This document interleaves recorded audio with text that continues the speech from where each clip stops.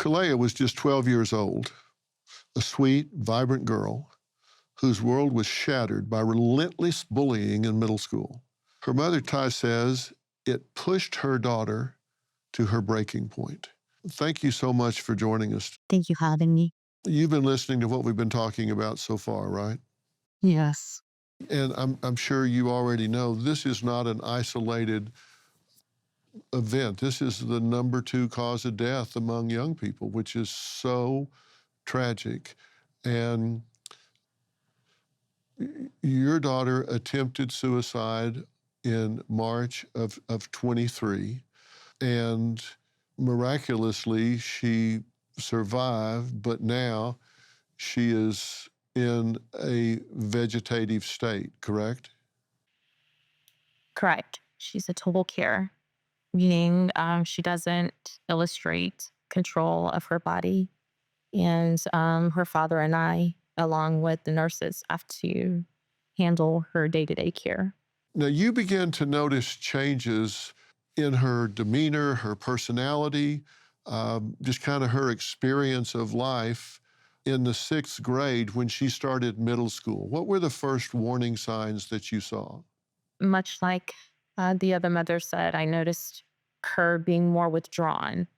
I always described Talia as vivacious, bubbly, um, effervescent, because that was her personality, just always off the walls.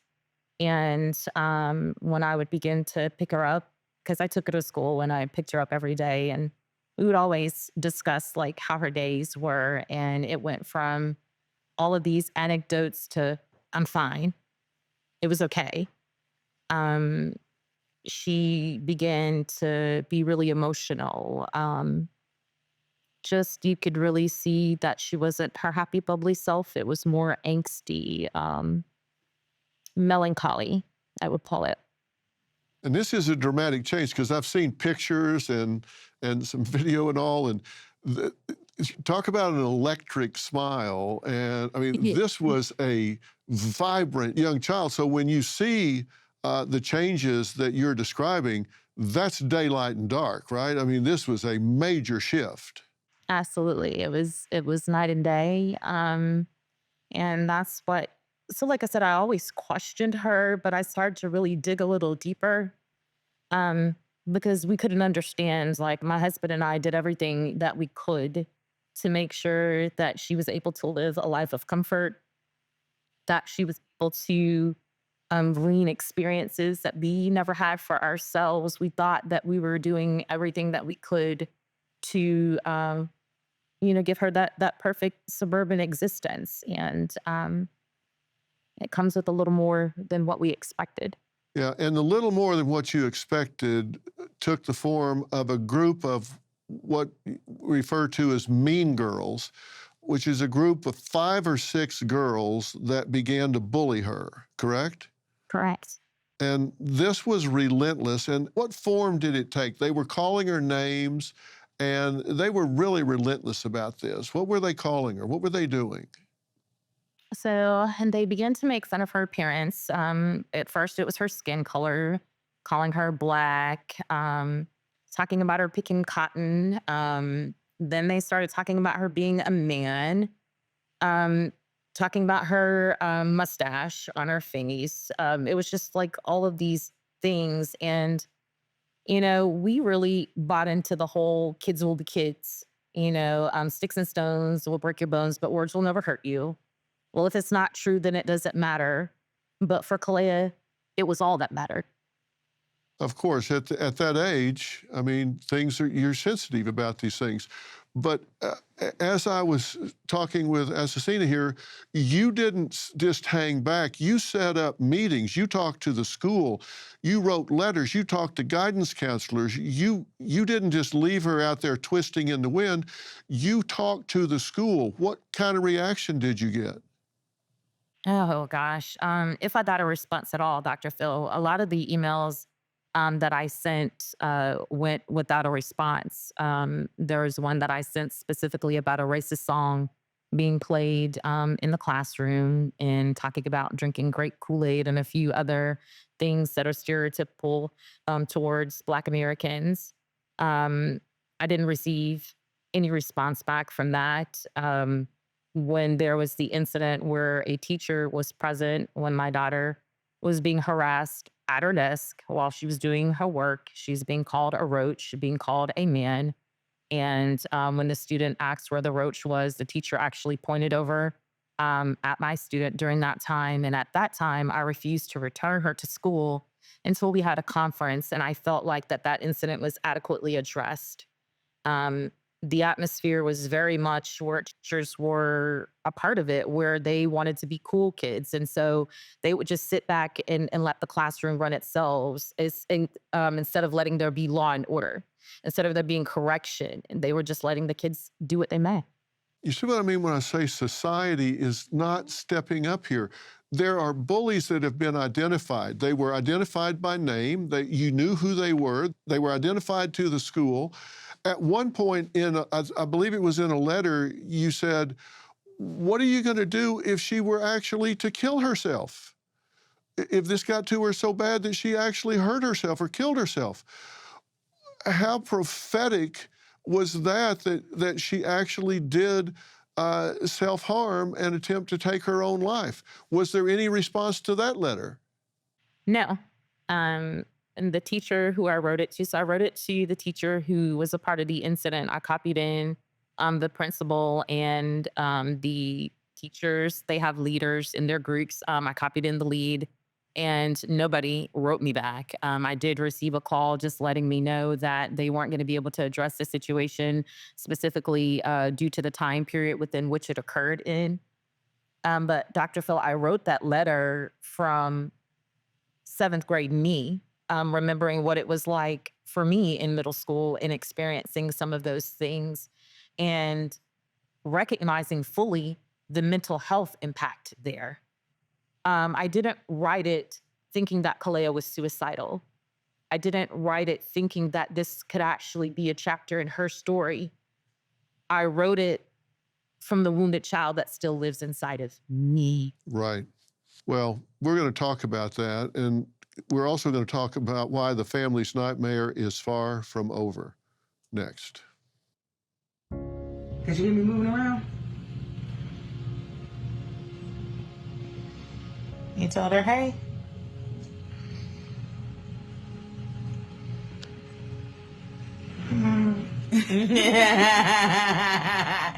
Tell her one more time. Say, hey.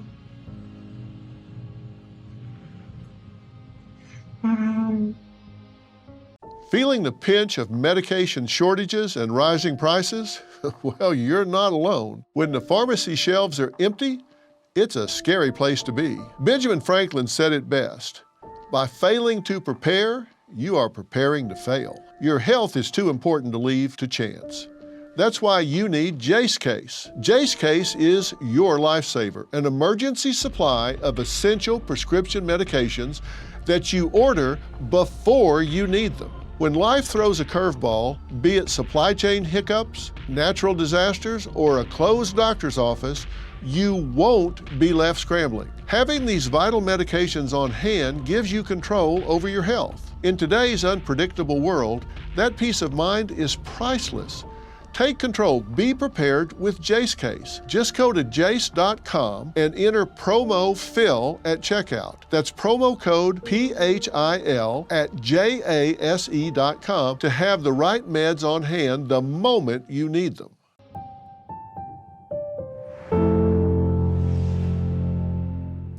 After relentless bullying in middle school, Ty's 12-year-old daughter was pushed to a desperate act.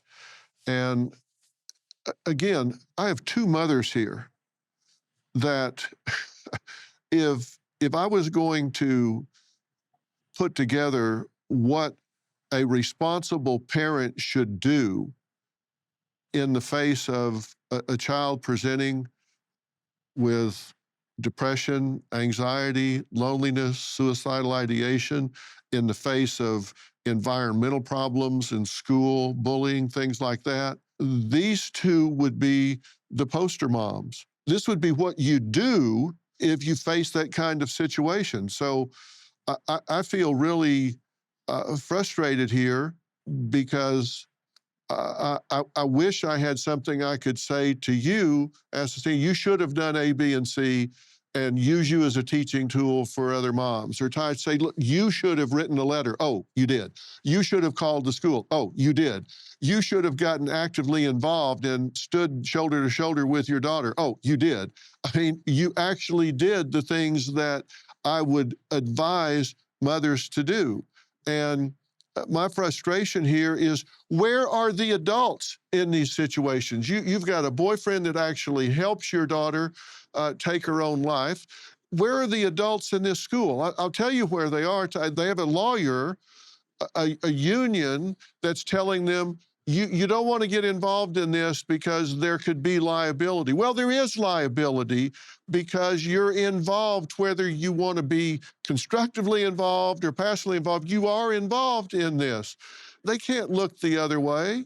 You filed a lawsuit because there's zero investigation into this situation, right? They're not even looking into it after the fact. Is that correct? No, they're just shifting blame. So now we're moving on to mudslinging and wanting to investigate whether or not it was her home life when we have evidence to support what was occurring within the halls of their school. We are not the first lawsuit in 2024. We were number 2. So there's definitely an issue. And what I don't understand is their lack of accountability in wanting to address something that had the ability to save lives. Kalea's story was a teachable moment. The school ignored it. They never talked about it other than an email that they sent to the teachers. I and the Girl Scout leader both were behooving them. This is a teachable moment. This is a chance to say how you treat people matters. Look at what happened to our Firebird. That did not happen. They just swept it under the rug. But this is a county that says that there is zero tolerance for bullying. Well, That they was actually not. gave us a statement about that, and I need to read it. We strongly deny any allegations or suggestions that teachers and staff failed to take appropriate action. Each complaint was thoroughly investigated at the time that it was made, and the parent was kept informed at every step of the process. Greenville County Schools maintain a zero tolerance policy for bullying. While we do not agree with the allegations in this lawsuit, we extend our deepest sympathies to Kalea, her mother, and their family. Now, that's a statement from Greenville County Schools. Any response to the statement? That statement is the first relation of any sympathy or empathy towards our daughter, who spent her entire school career in Greenville County Schools, who was an excellent student and a wonderful peer, heavily talented. And I tell her every day what happened to her. It will not be in vain. It's much bigger than harm. And that's the reason that I decided to sue. No other parent should have to experience it. No other child should have to experience it. There has to be accountability. There needs to be more mental health resources available to our students. We are entrusting them to the school system. Where is the responsibility? Well, that's why we're talking about this. Coming up, a brave Marine returned from deployment to face a heartbreak he never expected. You'll see what that led to when we come back. It still feels fake sometimes, I think, because I can't see anything. So sometimes when I have dreams and then I wake up, I wonder which one is real, because I can see in my dreams. You know, I look back on everything that's happened, and sometimes it feels surreal that I'm still here. Do you ever wish that you had succeeded? The IRS is ramping up enforcement for 2025. If you owe back taxes or have unfiled returns, don't panic. The truth is, it's smart to get ahead of this, but never contact the IRS alone. Turn it over to the team at Tax Network USA, because not all tax resolution companies are created equal. Tax Network USA has a preferred direct line to the IRS, meaning they know which IRS agents to work with and which to avoid. Tax Network USA has proven strategies that are designed to settle your tax problems, whether you owe $10,000 or $10 million. Their attorneys and negotiators have already resolved over $1 billion in tax debt. Talk with one of their strategists for free. Stop the threatening letters. Stop looking over your shoulder. Leave your IRS troubles behind you for good. Call 1-800-958-1000 or visit tnusa.com/Dr. Phil. That's tnusa.com/Dr. Phil.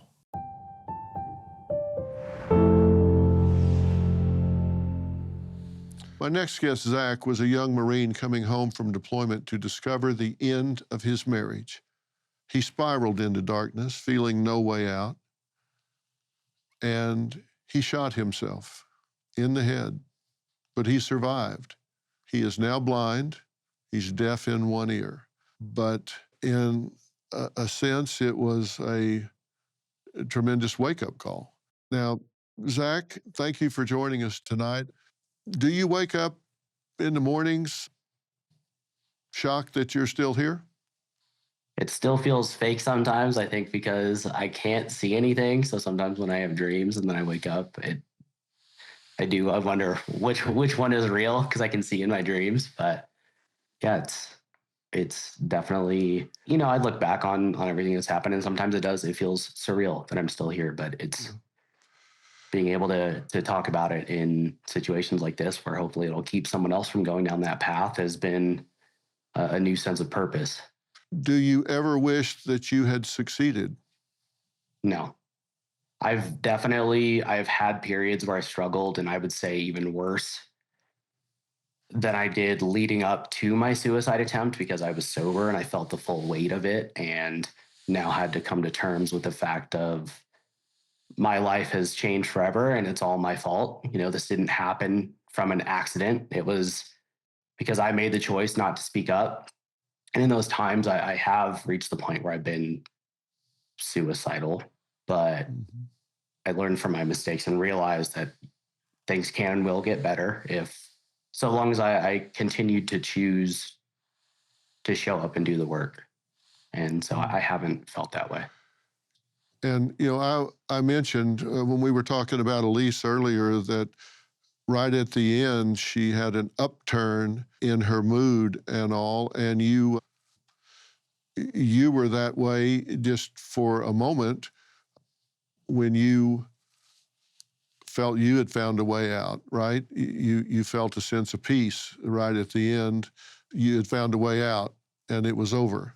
Yeah, and I got the chills when she was talking about that. I'd never heard that short-termers phrase used before, but it was 4 days before I shot myself. It had been a year before that. I'd come back from my deployment, was in a really nasty motorcycle accident after that, and suffered a brain injury from that really kicked things off down the dark path that I wound up going down. But by the time that I reached that point on March 27th of 2019, I don't remember what triggered that, but for some reason that night I was stone cold sober, and that was the first time in my life that I'd ever mishandled a firearm. But something made me look to my concealed carry firearm and realize that this inescapable place that I thought I was in, or seemingly inescapable place, was all of a sudden escapable. And I cleared my gun out and held it to my head and decided that night that was going to be my ticket out. And a couple days later, on March 30th, my parents were at my apartment it was both my parents and my little sisters in the very room that I had just held the gun to my head a couple nights beforehand, and the same room that I would eventually shoot myself in the head in. They thought I was grumpy and tired, but I was going to school full time. I was working full time, and grumpy wasn't necessarily outside of my baseline by that point. And the next day I wound up shooting myself in the head. But even before that, I spoke to my roommate minutes before I went back in my room and pulled the trigger, having been recording a suicide video to my family when he got home. Yeah. I pushed pause on it and acted like everything was normal. Yeah. Boy, Zach is talking about some of the key warning signs and red flags, and I'm going to review those right after the break.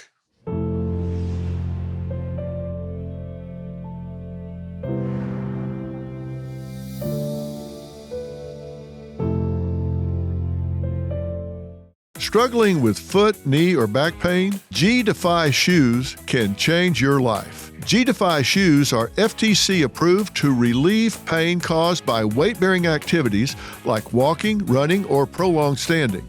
G-Defy absorbs harmful shock and returns energy to each step. This means better body alignment and improved biomechanics. Translation? Freedom to do what you love pain-free. G-Defy shoes have your back.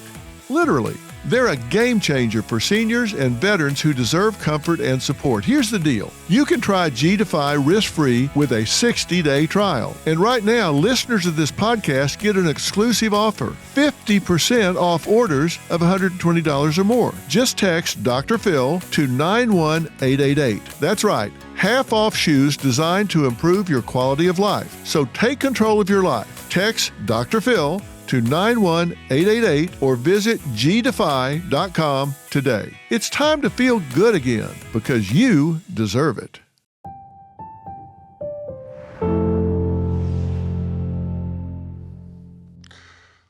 Well, we've been talking about what I think is a societal problem, not an individual problem. And we were just talking with Zach, and he hit so many things that we need to be aware of. And I want to talk about some of these things. First off, the realities about who is at risk for suicide. Number one, people that talk about suicidal thoughts, these are realities. People that talk about suicidal thoughts can actually decrease the risk. It helps sometimes to talk about it and get it out. It's cathartic. People who talk about it are not just seeking attention. And if you hear people talk about it, then ask direct questions. Don't tiptoe around it. Ask them straight up. Are you thinking about killing yourself? Do you have a plan? Have you gotten a gun? Do you have pills? Is there something you're getting ready to do? Tell me the truth. Ask direct questions about it. People who die by suicide are not selfish cowards. They're often overwhelmed by intense emotional pain, hopelessness, and fixed beliefs. And by fixed beliefs, I mean they get tunnel vision. See, that's what I was saying to you. So they can't see or hear anything else. And so sometimes you need to protect them from themselves. Therapy and medication targeting psychiatric illnesses or addiction often do help. Now, genetics and environment are also factors, it's true, but things that you can do actually help.